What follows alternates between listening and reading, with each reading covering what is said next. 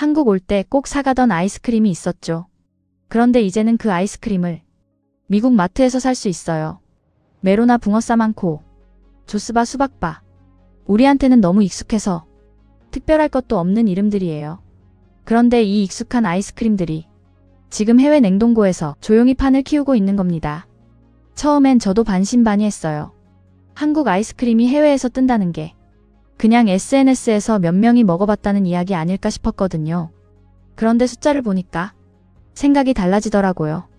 관세청 수출입 무역 통계를 보면 올해 1월부터 4월까지 한국 빙과류 수출액은 약 4,977만 달러였어요. 우리 돈으로 약 748억 원이고요. 지난해 같은 기간보다 14% 넘게 늘어난 수치죠. 흐름을 좀 더 길게 볼까요? 2019년 같은 기간엔 약 1,894만 달러였어요. 그게 2021년 약 2,940만 달러, 2023년 약 3,939만 달러까지 올라왔어요. 몇 년 사이에 2배 넘게 커진 거죠. 그 중에서도 가장 큰 시장은 미국이에요. 올해 1월부터 4월까지 대미 수출액만 약 2,007만 달러 전체의 40%가 넘는 비중을 차지했거든요. 그 뒤를 중국, 캐나다, 필리핀, 베트남이 잇고 있고요. 업계에서는 올해 빙과 수출액이 처음으로 1억 5천만 달러를 넘어설 거란 전망도 나오고 있어요. 이쯤 되면 그냥 반짝 유행이라고 보긴 어렵죠. 사실 세계 아이스크림 시장은 이미 어마어마하게 커요. 시장조사 기관에 따르면 글로벌 아이스크림 시장 규모는 2024년 기준 1,000억 달러를 넘는 수준으로 추정되거든요. 그 거대한 시장 안에서 한국 제품이 조금씩 자기 자리를 만들어가고 있다는 게 핵심이에요. 규모로 따지면 아직 작은 비중이지만 성장 속도만큼은 누구보다 빠른 편이죠. 특히 미국은 최근 히스패닉과 아시아계 인구가 늘면서 다양한 맛에 대한 수요가 빠르게 커지고 있다고 하고요. 한국 아이스크림한테는 그게 기회가 된 거죠. 사실 기업들이 해외로 눈을 돌리는 데는 이유가 있어요. 국내 시장이 예전 같지 않거든요.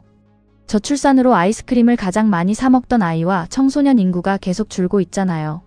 국내 아이스크림 시장 규모도 몇 년째 조금씩 작아지고 있고요.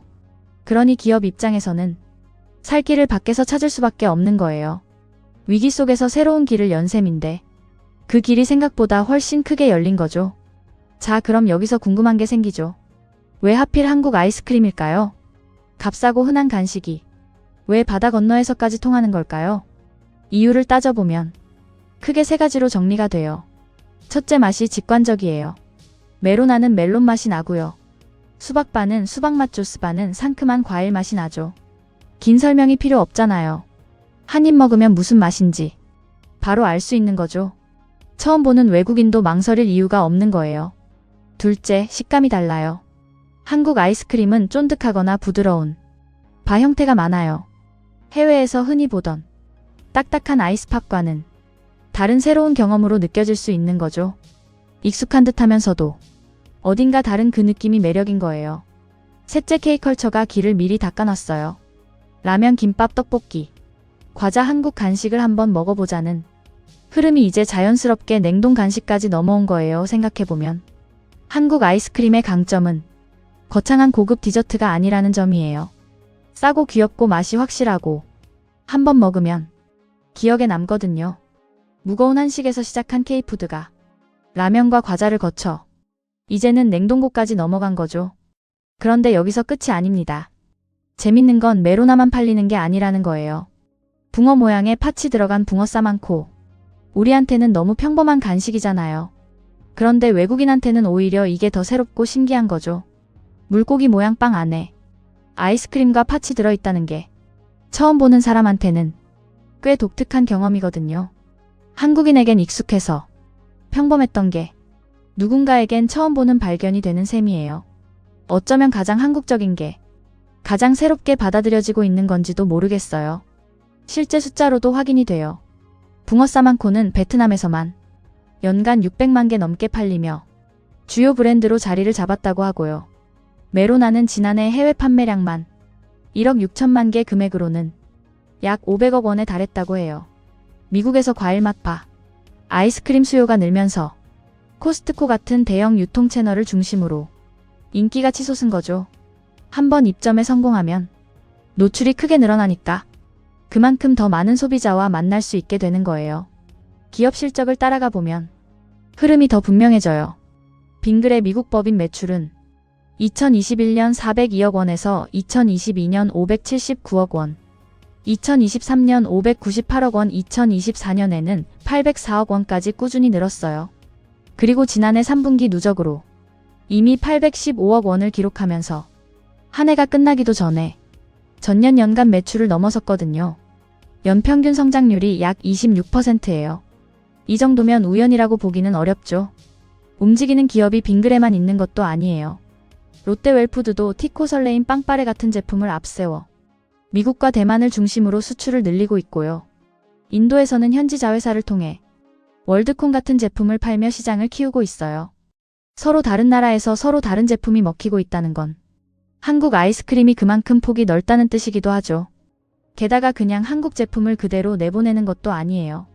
북미 소비자 입맛을 겨냥한 메로나 피스타치오 맛처럼 지역에 맞춘 제품을 따로 내놓기도 하거든요. 뉴욕에서 열린 식품 박람회에서는 메로나 바나나 우유 비비빅 같은 제품을 선보이며 현지 관람객들의 관심을 모으기도 했고요. 무작정 밀어붙이는 게 아니라 그 나라 입맛에 맞춰 정교하게 다가가고 있는 거예요. 여기서 한 가지는 솔직하게 짚어둘게요. 일부 보도에서는 메로나가 미국 특정 시장에서 점유율 70%를 차지한다는 이야기도 나와요. 다만 이건 공식 통계로 완전히 확인된 수치는 아니에요.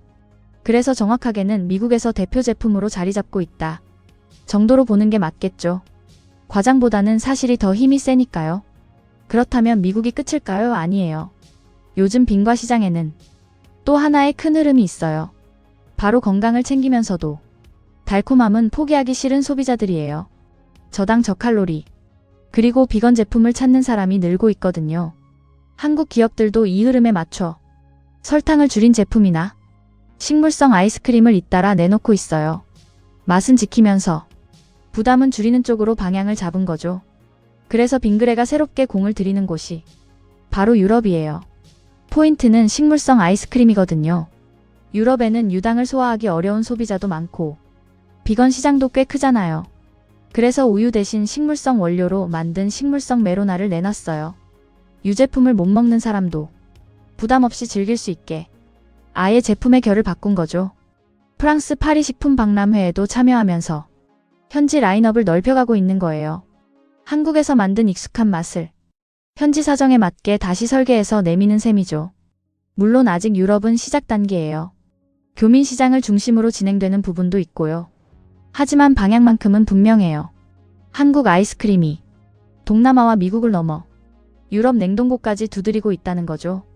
자, 그럼 이 모든 게 무슨 의미일까요? 한국 음식이 이제는 한식당 메뉴만이 아니라는 거예요. 라면, 과자, 음료, 그리고 아이스크림까지 마트 진열대 전체로 넓어지고 있는 거죠. 생각해보면 변화의 방향이 흥미로워요. 예전엔 한국 음식을 맛보려면 한식당을 일부러 찾아가야 했잖아요. 그런데 지금은 동네 마트에서 장을 보다가 냉동고를 열면 거기에 한국 아이스크림이 들어가 있어요. 특별한 날 찾아 먹는 음식에서 평범한 일상 속 간식으로 바뀌어가고 있는 거예요. 누군가는 그 작은 바 하나로 처음으로 한국이라는 나라를 맛보게 되는 거죠. 거창한 광고도 화려한 마케팅도 아니에요. 그냥 맛있어서 다시 손이 가는 거예요. 그렇게 한 번, 두 번 쌓인 선택이 지금의 수출 숫자를 만들어낸 거고요. K푸드는 이제 한때의 유행이 아니에요. 점점 더 일상 속 소비로 자리 잡아가고 있는 겁니다. 거창한 자랑이 필요한 게 아니에요. 냉동고 속 작은 아이스크림 하나가 조용히 그 흐름을 말해주고 있잖아요. 한때는 한국에 와야만 먹을 수 있던 그 맛이 이제는 세계 곳곳에 일상으로 스며들고 있는 거예요. 그리고 그 변화는 지금도 계속되고 있고요. 영상 시청해주셔서 감사합니다. 지금까지 워드코리아였습니다. 구독과 좋아요는 큰 힘이 됩니다.